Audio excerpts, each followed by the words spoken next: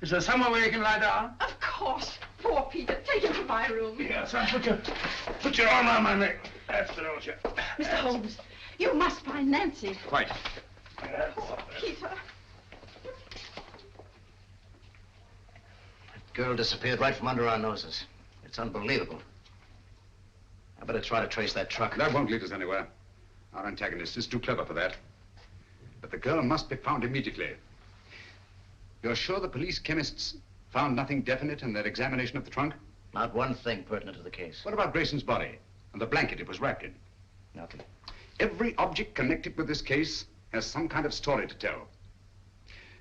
Do you think they'd mind if... The laboratory is completely at your disposal, Mr. Holmes. Thank you. Dr. Watson and I will go there at once.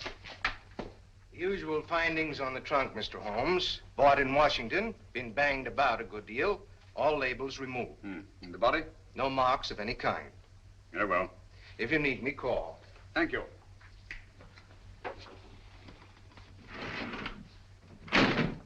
Watson, please. Just tidying up a bit. This blanket is beginning to tell me many things. Really? You don't say so.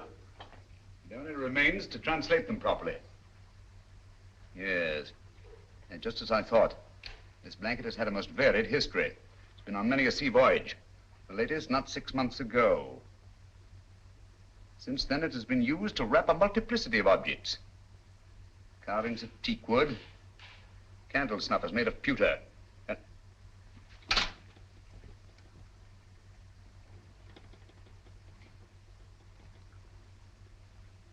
And furniture. Furniture? Yes. Teak wood leaves an unmistakable stain. Pewter rubs off easily. And there are evidences of wax drippings. But what particularly concerns us, Watson, is the furniture. Most likely a chair. Louis the 15th. In yellow and maroon satin. What do all these things suggest to you, Watson? Let me see. An aunt of mine, Matilda, lives in Brighton. Very old-fashioned. Very aged. Exactly. Antiques. We've a lot of ground to cover before nightfall. Ground? What ground? If necessary, all the antique shops in Washington. A-N-T-I. There we are, antiques. Antiques? What connection is there, Louis XV's chair with this partridge girl? This sliver of wood came from a Louis XV chair that had once been wrapped in that blanket. From other evidences the blanket supplies, I deduced that it's been used in an antique shop. And whoever controls those antiques murdered Grayson and kidnapped the girl. What? That's it, Watson. Come along. Before the girl's kidnapper becomes her murderer.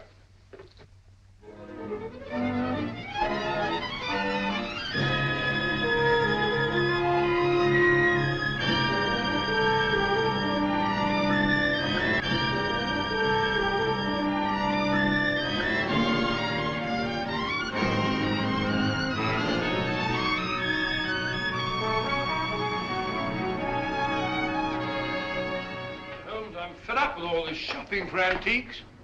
We must keep searching, Watson. The girl's in grave danger. Hello. Hello? Oh, sorry. What is it, Holmes? This isn't the place it seems to be. Look, Watson. Those cabinets. Obviously imitation, and yet they're priced as if they were authentic. Buyer beware and all that, eh, Holmes? Watson, I feel certain this is it. This is my purse. May I? Thank you. What kind of a joke is this? Oh, don't bother to answer. You can tell the police all about it.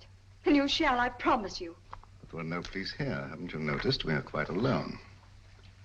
I sent for you to ask you a few questions. You always send a rug for your guests. It was a very nice rug, Miss Partridge. It's not my idea of a method of transportation. No, I'm sorry about that, but I'm afraid it was unavoidable. But why? You've no right to bring me here like this. I've always found it wise to take what rights I can get. Miss Partridge, you have a document which I must have. Document? I have no document. It won't do you any good to deny it. But I do deny it. I don't know what you're talking about. You'll remain a prisoner until you produce it. How can I produce it when I haven't got it? But you have. It was observed that on the train you had contact with a little British agent named Grayson. He gave you something. Where is it? But I hardly even noticed the man. I wouldn't even have remembered him if I hadn't seen his picture in the paper. He disappeared or something. He's dead, Miss Partridge. Oh, Now, will you tell me what I want to know? but I can't. You won't?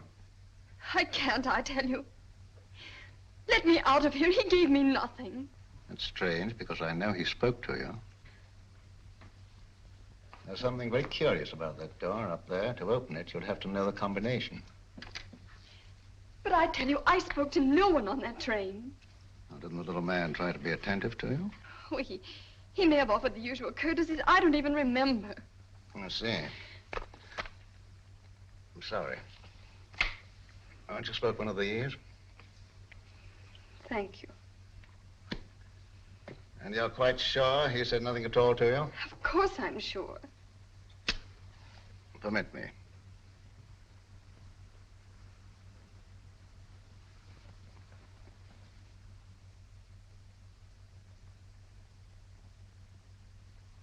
And you're certain that nothing passed between you? I'm certain. Mr. Howe, please. I must ask you to trust me with your bag a little longer. I have an eccentric interest in the linings of purses. It's a foible. You know Mr. Howe, I believe. Mr. Howe is a gentleman of unusual accomplishments. Under his influence, I've known people talk fluently who never talked before. But I don't know anything, I tell you. Nothing. Nothing, I swear it. I don't know anything.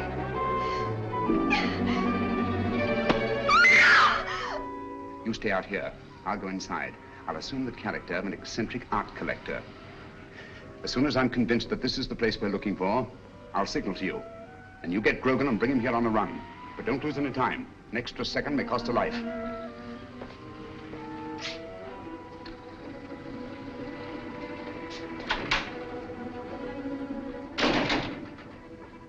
No, madam, I don't know who she is. But notice the modeling. It has good symmetry, good lines. Oh, I'll be right with you, sir. No, thank you. I'll just take a look around.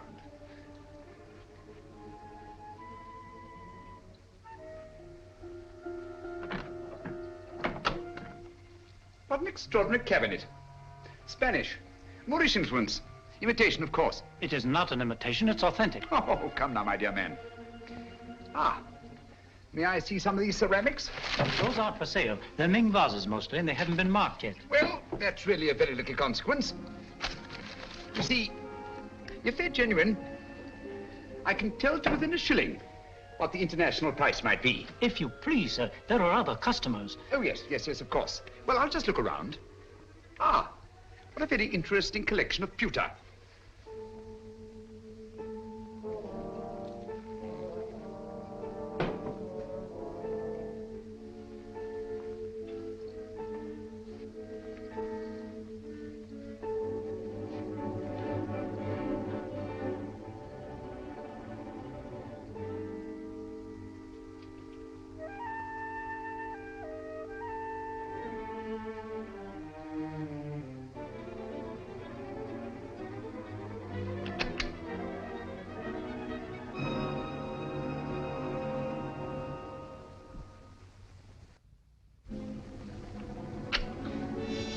That'll be $500.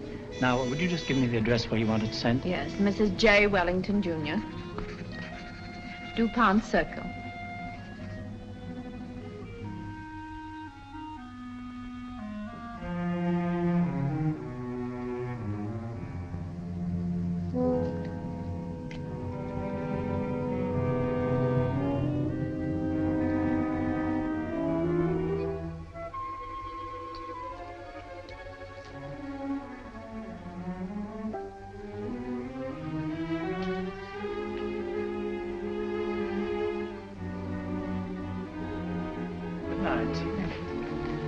Good night. I'll have it sent out in the morning. Oh, dear. I'm most terribly sorry. You've broken one of our best pieces, sir. Ming Dynasty. Tang Dynasty, not Ming. Definitely not Ming. It is my business to know, sir. The pottery is Ming and worth $2,300. As we're closing for the evening, I must ask you to settle at once. Oh, nonsense, my good man. Tang pottery is worth $600 at best. Just a moment, please. Yes, of course. Hello? What's going on up there? A customer dropped a valuable piece of pottery. I'll finish with him immediately. How can you say that it's Ming? 2,300 fiddlesticks. You asked $2,300 for something that's worth no more than $600. I demand to see the proprietor. Now, wait There a are minute, bureaus for please. the protection of innocent customers. Show me to the owner of this establishment, or I'll turn the entire affair over to my legal representative. Ming, indeed. Just a What minute. chicanery, what skullduggery. I mean to put an end to it this very night. Ming for Tang, indeed. And I won't be put off. Call the proprietor immediately. Very well. Just a minute. Yes? This man's mad. An eccentric collector. I can't get rid of him. Insists on seeing you in person. All right, stall him for half a minute, then send him into my office. I'll get rid of him, and quickly. Aha. No screams till the customer's gone.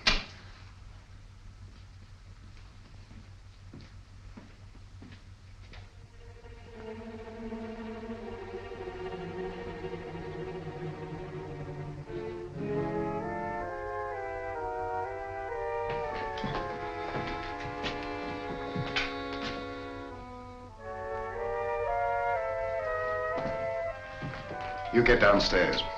Yes, sir.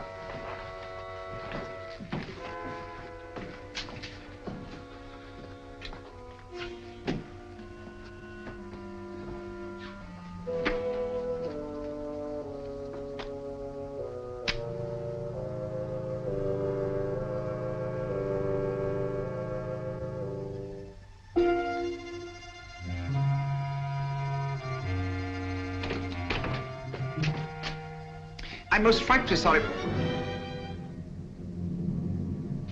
I'm most frightfully sorry about the vase, but really, sir, your clerk is guilty of attempting the most obvious fraud. You see, he tried to convince me that I'd broken a Ming pottery when anyone could see that it belonged to the Tang era. Its value is no more than $600.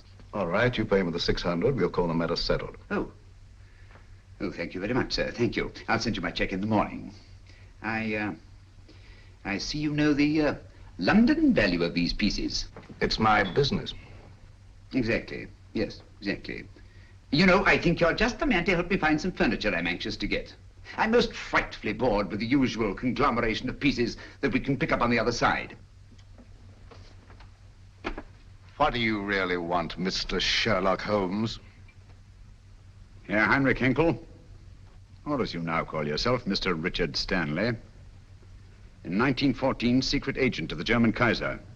Since then, head of the most insidious international spy ring that ever existed. You're wrong. A case of mistaken identity. I've been a respected member of this community for a great many years. I deal in antiques because of their rarity and beauty. Merely a device to cover up your real business of transporting secret information to the enemies of this country. Very interesting, but just a figment of your imagination. I'm a very busy man, Mr. Sherlock Holmes. Where is Nancy Partridge? You're not looking for that girl. You're looking for a certain document. Oh, dear me, no. The document's perfectly safe. You see, the man who has it doesn't know he has it. That's a very pretty tale, but quite untrue. The only man who had any contact with Grayson on the train was Senator Babcock. The senator doesn't have the document. We took the trouble to find out.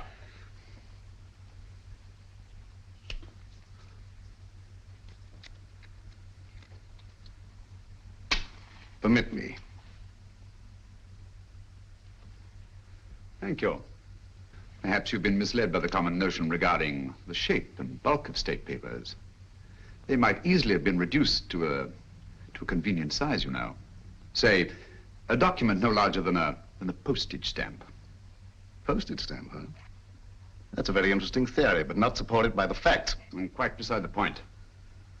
Where's the girl? She's not here, of course, but you're quite at liberty to look round if you care to. Thank you. I shall do so.